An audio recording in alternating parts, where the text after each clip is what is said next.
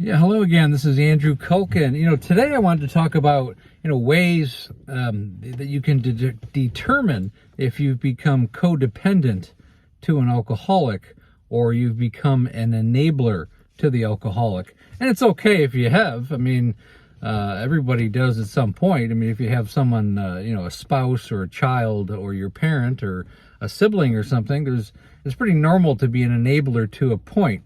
The point of this conversation today is to recognize your actions in that person's life or your placement in that person's life. Excuse me. Now, one of the things is that you've actually purchased alcohol for the person, knowing fully well that you're placing them in harm's way, and your decision has been determined to keep the peace, to hold the drama down and lessen the immediate, hassle that would surely follow if you didn't give in and actually purchase alcohol and just keep the peace. I've been there. I understand what you're going through.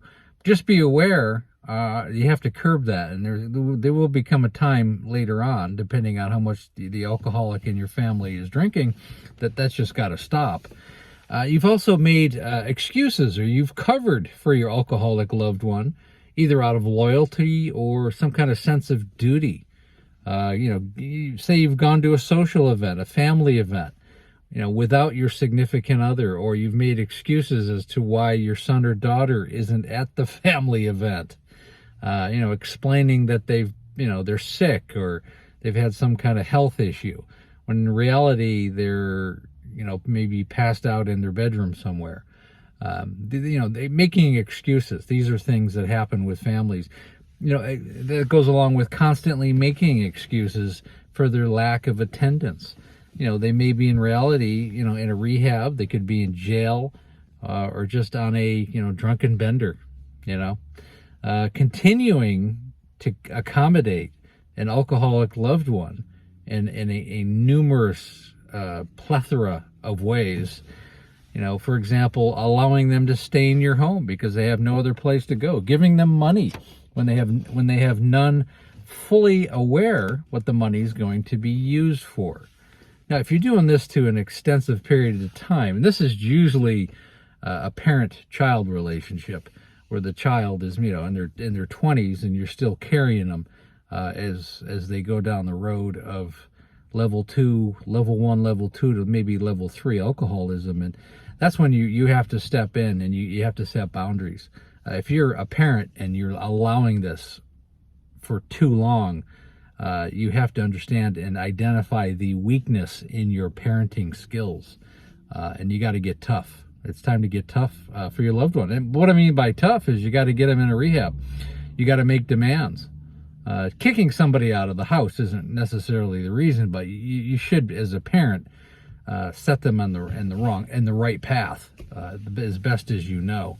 And that's really what you were talking about, identifying what your part in this whole story is. I think that's all we got time for today. Maybe I'll just kind of cap it off with being codependent in denial, along with an alcoholic loved one, constantly telling yourself that they don't really have a problem as they are high functioning. There's no such thing as high functioning. You're either an alcoholic or you have alcoholic use disorder, whatever you want to call it.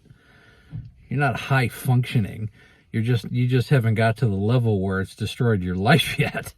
And they're still able to hold a job, for example, and they act the part of an adult most of the time. Well, you're just conning yourself. You're just telling yourself the lie, and you're not really dealing with the issue at hand. Believing the alcoholic that they can stop anytime they want and it won't happen again. If you believe that, you got to face the music sometime as a family member, and realize there will come a time where it's time to step in. But just be aware of your role again. I hope that resonates with you. Hope that makes sense. If you do, like and share. We also have a new Facebook group. It's called There's an Alcoholic in the Family, along with Amanda, A Cautionary Tale. The website is www.acautionarytaleofalcoholism. It was the story of my wife's 20-year decline with alcohol and her passing a little over 3 years ago. Thanks for listening.